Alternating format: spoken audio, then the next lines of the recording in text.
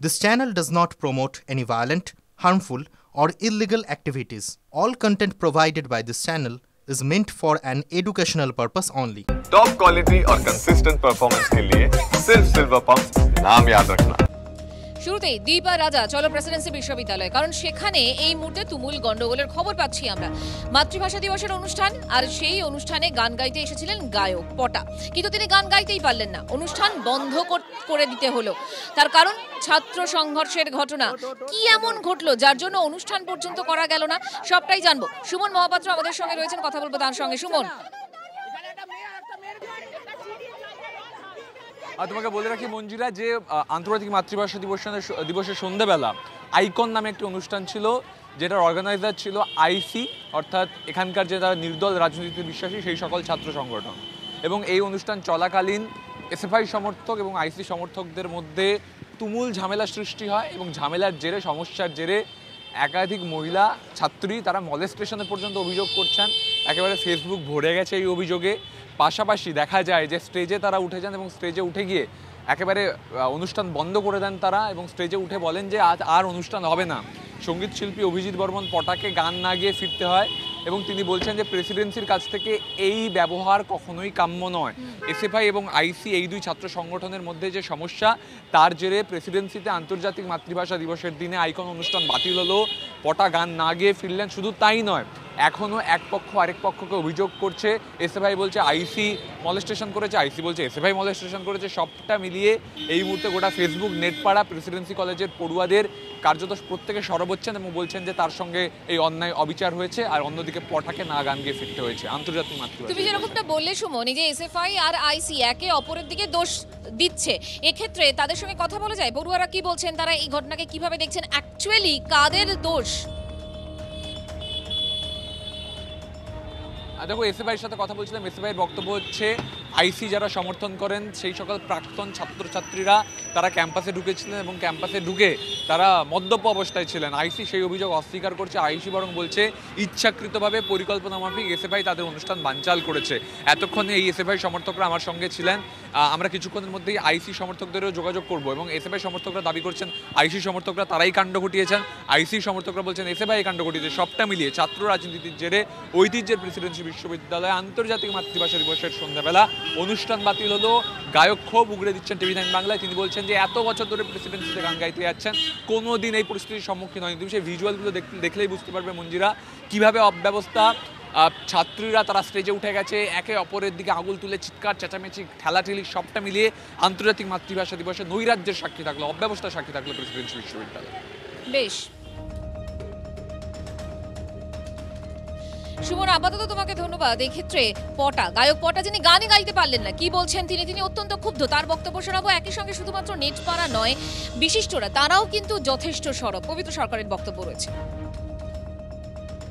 ওদের ইন্টারনাল কি হয়েছে অতটা আমরা ডিটেলসে জানি না, তবে যেভাবে এই অনুষ্ঠানটা মাতৃভাষা দিবসে আমরা বাংলা গান করি, শেষ অনুষ্ঠান যেভাবে সেটাকে বন্ধ করা হলো, এবং যে ঔদ্ধত্যের সাথে একটি মেয়ে সে লাফিয়ে স্টেজে উঠে, এবং সেও পড়ে যেতে পারতো, সে পড়ে গেলে তার অ্যাক্সিডেন্টালি তার মুখ চোখ কেটে যেতে পারতো, যেভাবে সে উঠে এসেছে, মানে আমাদের দেখে আমরা অবাক হয়ে গেছি। তো এহেন ঘটনা আমাদের এখানে মানে এটা আশা করা যায় না। প্রেসিডেন্সিতে এ ধরনের ঘটনা খুব অস্বাভাবিক।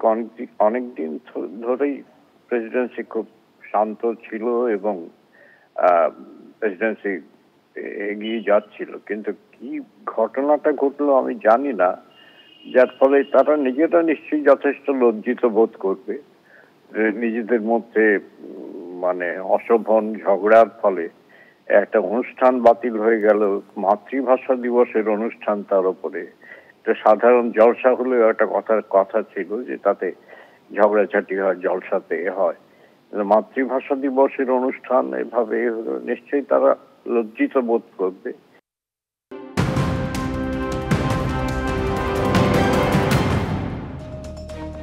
পুলিশি তদন্তে জানা যাচ্ছে ওসব ডি কোম্পানি ফি কোম্পানি কিছুই নয়। আসলে ইংরেজবাজার পুরসভার চেয়ারম্যান কৃষ্ণেন্দু নারায়ণ চৌধুরীকে ফোন করেছিলেন মালদারি, ইংরেজবাজার, কালিয়াচক এই সমস্ত এলাকার কিছু বাঙালি তরুণ। তারাও ধরাও পড়ে গিয়েছেন। তাদের মধ্যে একজন আছেন শাহাদাত শেখ, তার নাকি প্রচুর টাকা দেনা, তাই ডি কোম্পানির নামে হুমকি দিয়ে সেই টাকা আদায়ের চেষ্টা করেছিলেন। আমরা কথা বলবো আমাদের প্রতিনিধি সুব্রতোষ ভট্টাচার্যের সঙ্গে। সুব্রতোষ, এই যে শাহাদাত শেখ, তার পরিচয় কি? তিনি কি তৃণমূল কর্মী?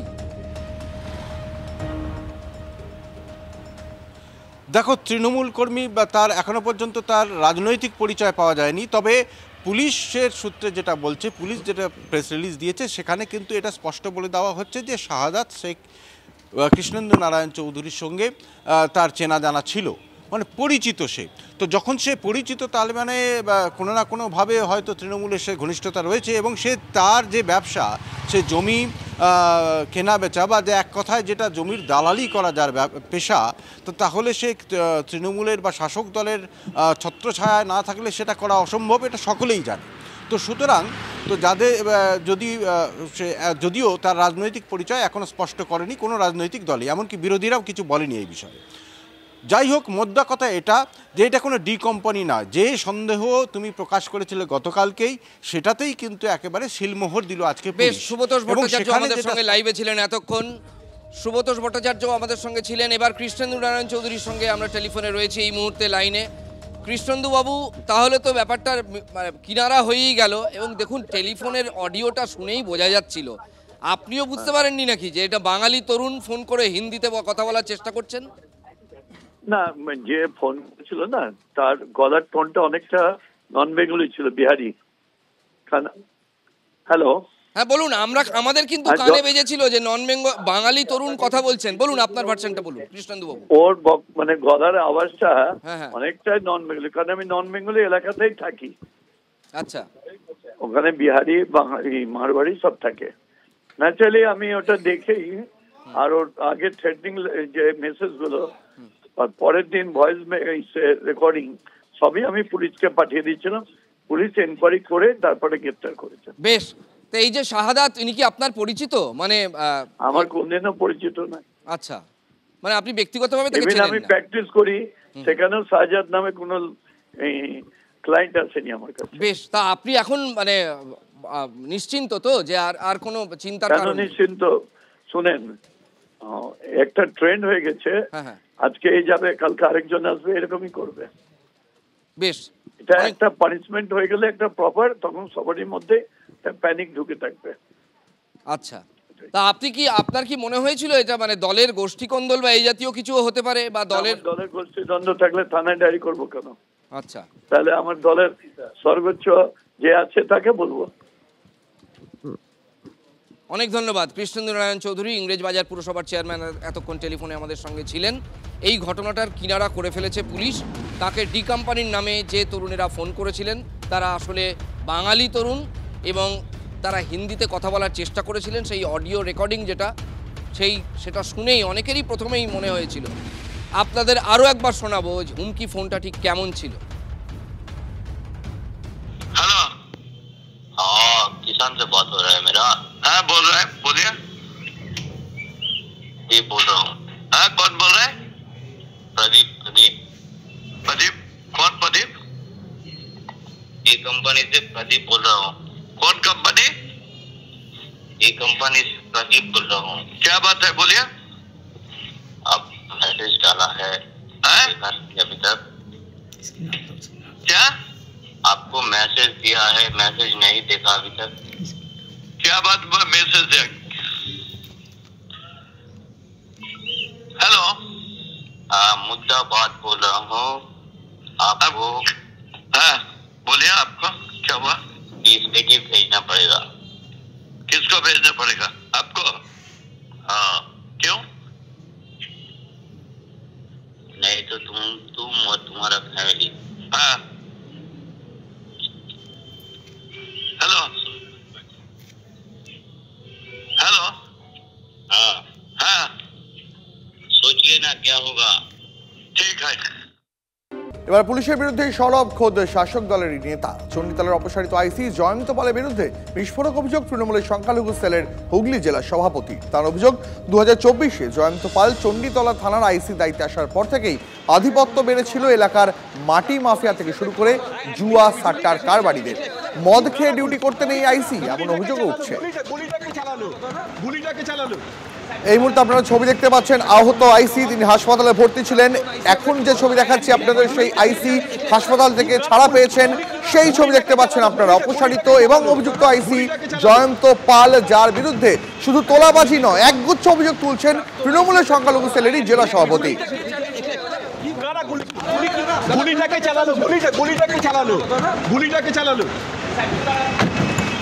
গুলিবিদ্ধ হন প্রাক্তন আইসি। আমরা একটু কথা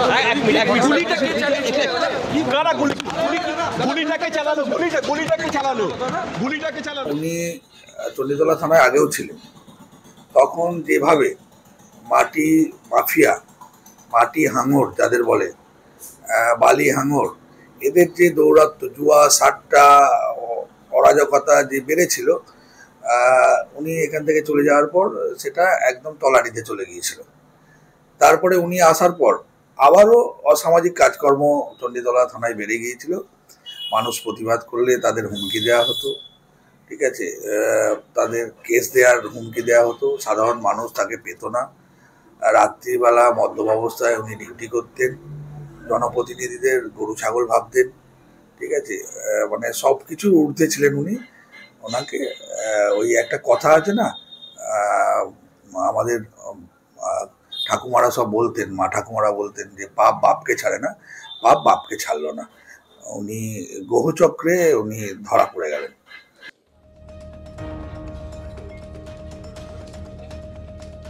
আর এবার চলে যাব বীরভূমে, কারণ কাজল শেখ আর অনুব্রত মণ্ডলের মধ্যে যে লড়াই চলছিল, সেই লড়াই কিন্তু চলছেই। এরই মধ্যে অনুব্রত মণ্ডল ঘনিষ্ঠ একজনকে পিটিয়ে মেরে ফেলা হলো। অভিযোগ কাজল শেখের ঘনিষ্ঠ কালো শেখের বিরুদ্ধে, এবং এখনো পর্যন্ত যা জানা যাচ্ছে তৃণমূলের গোষ্ঠীদ্বন্দ্বের খুনের অভিযোগ স্থানীয়রা করছে। তাদের দাবি অনুব্রত এবং কাজল গোষ্ঠীর মধ্যে বিবাদের জেরেই খুন অনুব্রত মণ্ডলের গোষ্ঠীর তৃণমূল কর্মী শেখ নিয়ামুল। এলাকার নিয়ন্ত্রণ কার হাতে থাকবে, এই নিয়েই সংঘর্ষে তৃণমূল কর্মী শেখ নিয়ামুলকে লোহার রড দিয়ে পিটিয়ে খুন করা হয় বলে অভিযোগ। হিমাদ্রি এই মুহূর্তে আমাদের সঙ্গে সরাসরি রয়েছেন। হিমাদ্রি, এই মুহূর্তে কি পরিস্থিতি? দেখো, এই মুহূর্তে গ্রাম যেমন এক প্রকার থমথমে হয়ে রয়েছে, সেখানে ব্যাপক পুলিশ বাহিনী মোতায়েন করা হয়েছে যাতে নতুন করে আর এই গ্রামে কোনোভাবে অশান্তি সৃষ্টি না হয়। কিন্তু প্রশ্ন উঠছে যে বারবার একই জায়গা, এই কাকরতলা থানা এলাকার দিন কয়েক আগেই ব্যাপকভাবে বোমাবাজি হলো, সেখানে একজনের পা উড়ে গেল। সেখানেও সেই অনুব্রত মণ্ডল গোষ্ঠী এবং কাজল গোষ্ঠীর দিকে আঙুল। এই ঘটনার দিন কয়েক কাটতে না কাটতেই গতকাল ফের সেই একই ঘটনা পুনরাবৃত্তি এবং প্রাণ গেল তৃণমূল কর্মী শেখ নিয়ামুলের। কী কারণে এই ধরনের ঘটনা ঘটছে, কেন এইভাবে একের পর এক প্রাণ যাচ্ছে, ঘটনায় আহত হচ্ছে, বোমাবাজির মতো ঘটনা ঘটছে, যেখানে খোদ মুখ্যমন্ত্রী অর্থাৎ তৃণমূল সুপ্রিমো মমতা বন্দ্যোপাধ্যায় তিনি নিজে বারবার বলেছেন যে বীরভূম জেলায় কোনো তৃণমূলের গোষ্ঠীদ্বন্দ্ব রাখা যাবে না। এই গোষ্ঠীদ্বন্দ্ব বাড়ছিল কখন থেকে? অনুব্রত মণ্ডল যখন জেলায় ফিরলেন জেল থেকে 2 বছর পর, তারপর থেকে কিন্তু কাজল শেখের অনুগামীতে এবং অনুব্রত অনুগামীদের মধ্যে গোষ্ঠীদ্বন্দ্ব জেলায় একাধিক জায়গায় দেখা গিয়েছে। তারপরেই কিন্তু খোদ মুখ্যমন্ত্রী তিনি জানিয়েছিলেন এই ধরনের কাজকর্ম করা যাবে না, কিন্তু তাতেও কিন্তু রাশ টানা যাচ্ছে না। বারবার কিন্তু একই ধরনের ঘটনা ঘটছে বীরভূম জেলায়। কোথাও তৃণমূলের মধ্যে মারামারি, কোথাও মারপিট করা হচ্ছে, বোমাবাজি করা হচ্ছে। গতকাল যেমন পিটিয়ে খুন করে দেওয়া হলো এক তৃণমূল কর্মীকে নৃশংসভাবে। থামছে না, নজর থাকবে আমাদের। হিমাদ্রি, আপাতত তোমাকে ধন্যবাদ। আসছি পরের খবরে। দেখুন, দে পরিবারের যে 2 ভাই প্রণয় দে এবং প্রসূন দে, তাদের মধ্যে দুজনের মধ্যে প্রণয় দেকে এবং তার ছেলেকে আজকেই হাসপাতাল থেকে, বেসরকারি হাসপাতাল থেকে ছেড়ে দেওয়া হচ্ছে। কিন্তু প্রণয় দেকে নিয়ে যাওয়া হচ্ছে এনআরএস এর অর্থোপেডিক ডিপার্টমেন্টে। এনআরএস সূত্রের খবর সেখানে একটা বেড তার জন্য রাখা হয়েছে। কিন্তু পুলিশ পরবর্তী পদক্ষেপটা কি নেবে আমরা কথা বলবো আমাদের প্রতিনিধি সুপ্রিয় গুহর সঙ্গে। সুপ্রিয়, এরা যখন কবুল করেছেন যে তারা খুনই করেছেন, তাহলে তো এদের অ্যারেস্ট করার কথা, মানে আইনি পথটা কি কি এরপর ধাপগুলো যদি একটু বল। রাজা, প্রথমেই তোমাকে যেটা বলবো যে তুমি যেটা বললে যে এরা স্বীকার করে নিয়েছেন, কিন্তু স্বীকার করলেও এখনও কিন্তু সম্পূর্ণরূপে স্পষ্ট নয় 2 ভাইয়ের মধ্যে কে এই খুন করেছে, বা দুজনেই একসঙ্গে করেছেন, অপর একজন সহযোগিতা করেছেন। এই বিষয়গুলো এখনও সম্পূর্ণরূপে স্পষ্ট নয়, বেশ কিছু ধোঁয়াশা রয়েছে। তবে দুজনের যে একটা ইনভলভমেন্ট রয়েছে সেই বিষয়টা তদন্তকারীরা ইতিমধ্যেই নিশ্চিত। ময়নাতদন্তের প্রাথমিক রিপোর্টও কিন্তু তেমনই তথ্য সামনে উঠে এসছে। তবে যেটা তুমি জানতে চাইছিলে যে এদের নিয়ে পরবর্তীতে পুলিশের কী পদক্ষেপ, যে বেসরকারি হাসপাতালে বাইপাস লাগোয়া আমরা দাঁড়িয়ে রয়েছি, এই হাসপাতালেই গত 19 তারিখের বিচ্ছেদের পর থেকে ওই পরিবারের 3 সদস্য প্রণয় দে, প্রসূন দে এবং তাদের নাবালক ছেলে তারা ভর্তি রয়েছেন। এবং যেটা হাসপাতাল সূত্রে আমরা জানতে পারছি যে আর কিছু সময় পরেই প্রণয় দে এবং তার ছেলে তাদের দুজনকে কিন্তু এই হাসপাতাল থেকে আজকে ডিসচার্জ করা হবে, অর্থাৎ ছেড়ে দেওয়া হবে, কারণ তাদের শারীরিক অবস্থার ইতিবাচক ইঙ্গিত মিলেছে। সেই জায়গা থেকে হাসপাতাল থেকে ছেড়ে দেওয়ার সিদ্ধান্ত সংক্ষেপে একটা প্রশ্ন, এখন কি প্রণয় দে, প্রসূন দে তারা পুলিশ কাস্টাডিতে রয়েছেন, মানে হাসপাতালে পুলিশ কাস্টাডি, নাকি এখনো তাদেরকে পুলিশ কাস্টাডি বলা হবে না অফিসিয়ালি? দেখো, প্রণয় দে এবং প্রসূন দে তাদেরকে কিন্তু এখনো অফিসিয়ালি পুলিশের তরফ থেকে গ্রেপ্তার দেখানো হয়নি। তবে প্রণয় দে এবং তার ছেলেকে আজকে হাসপাতাল থেকে ছেড়ে দেওয়া হলে এই বেসরকারি হাসপাতাল থেকে তাদের দুজনের একজনকে এখনো পর্যন্ত, যেটা আমরা সূত্র মারফত জানতে পারছি, যে কলকাতা NRS মেডিকেল কলেজ হাসপাতালে প্রণয় দেকে নিয়ে যাওয়া হবে এবং সেখানে তার জন্য বেড সুরক্ষিত করা হয়েছে, সংরক্ষিত করা হয়েছে, সেখানেই তাকে চিকিৎসার জন্য ভর্তি করানো হবে এবং সম্পূর্ণ সুস্থ হয়ে ওঠার পরেই প্রণয় দেকে পুলিশের তরফ থেকে গ্রেপ্তার দেখানো হবে বা অফিসিয়ালি গ্রেপ্তার করা হবে। অনেক ধন্যবাদ, অনেক ধন্যবাদ। আমাদের সঙ্গে লাইভে ছিলেন এতক্ষণ সুপ্রিয় গুহ। পরে খবরে নজর রাখবো, পার্ক স্ট্রিটের ইলিয়েট লেনে গ্রেফতার ভুয়ো সেনা অফিসার। সেনা অফিসারের পরিচয় দিয়ে প্রতারণার অভিযোগ, গ্রেফতার 1। সেনাবাহিনীতে চাকরির প্রতিশ্রুতি দিয়ে রীতিমতন ট্রেনিং সেন্টার খুলে টাকা হাতানোর অভিযোগ। কলকাতা পুলিশের গুন্ডা দমন শাখার হাতে গ্রেপ্তার মূল অভিযুক্ত, বাজেয়াপ্ত সেনার পোশাক সহ বেশ কিছু সামগ্রী।